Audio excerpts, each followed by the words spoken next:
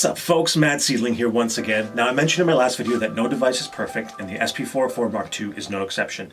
So today I wanted to talk about some of the more disappointing things about this device. Let's jump in.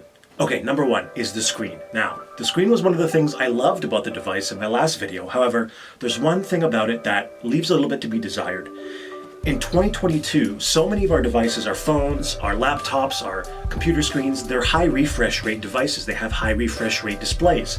This is not a high refresh display. It's a great display, it looks great, it's high contrast. However, the response at which it reflects the knobs leaves a little bit to be desired. On the old 404, when you went on and off with the DJFX looper, for instance, it was pretty instantaneous. The screen would reflect where the knob was. And it does an okay job here, but it's just not quite as good. You know, when we're used to 120 hertz and more, this leaves a little bit to be desired, that's all. It's great, but could be better. Okay, number two, the stock knobs are not very good. These knobs I'm using are from DJ Tech Tools. These are a very common alternative for people who are looking for better knobs for their 404. And the Mark II, the stock knobs are not very good. They don't have these ridges, which means as you perform, you might get sweaty and you're gonna start slipping and sliding all over the place. So that's not good. And the potentiometers themselves are quite stiff from out of the box. And it's a pretty easy fix if you know what you're doing. You can lubricate them, which will make them a little bit more playable, but they are quite stiff coming out of the box, so just keep that in mind. Okay, number three. Now, this might be a me problem, but the way they changed some of the effects just irks me because I can't use them the way I used to. For instance, the reverb, you get more features and you get more functions, don't get me wrong, and it's probably better for beat makers, but you can't use it in the same way as you would before.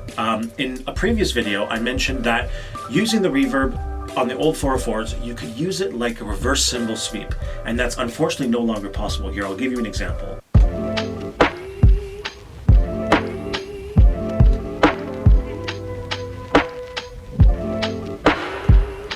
It doesn't quite...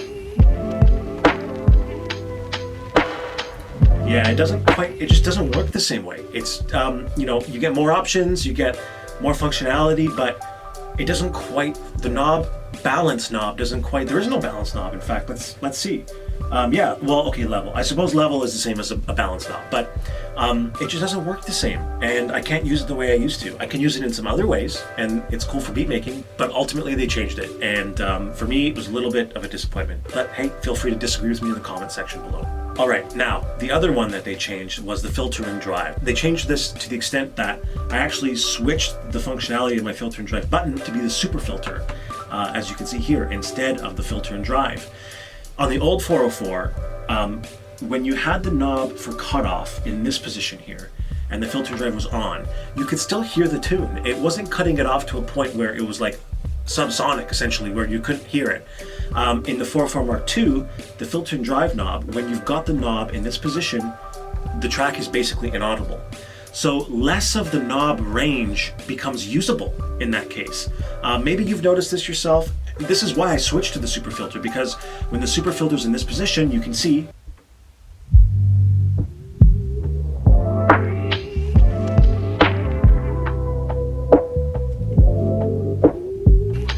find more of the range is usable on the super filter compared to the filter and drive. That's a core effect that they changed pretty considerably. Hardcore users of the 404 are not going to like these changes, but ultimately the device is better, so keep that in mind. Okay, now the new effects button. These buttons here, precisely. They're better overall, but there's a couple of things about them that are annoying. Actually, one thing about them that's annoying. They're black, and then the word itself is what lights up. However, it just makes it a little bit less obvious what's turned on and turned off. In the old 404, the whole button would light up, and that made it very obvious what was turned on and what was turned off. However, with just the name, it makes it a little bit less so. Okay, last gripe. When your battery is low, it adds a little pop-up that comes onto the screen, and it requires you to press this encoder here. This is incredibly annoying, and in fact, it burned me once. I was in the middle of a performance, my battery was going low, and I had flipped the DJFX looper on, which starts the stutter effect, and then the battery alert thing came on the screen, So I had turned my knob off and it made no difference because I had to hit this knob first.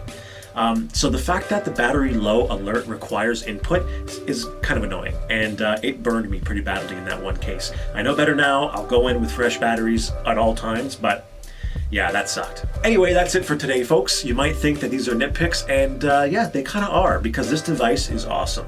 I love it. I'm using it exclusively now. The old 404 is basically retired at this point, and if possible, I recommend you go and get one for yourself if the supply chain issues allow you to. I know there have been a lot of issues with that. I got mine on eBay, so check it out. Anyway, that's all for today, folks, so stay safe, cheers, and until next time.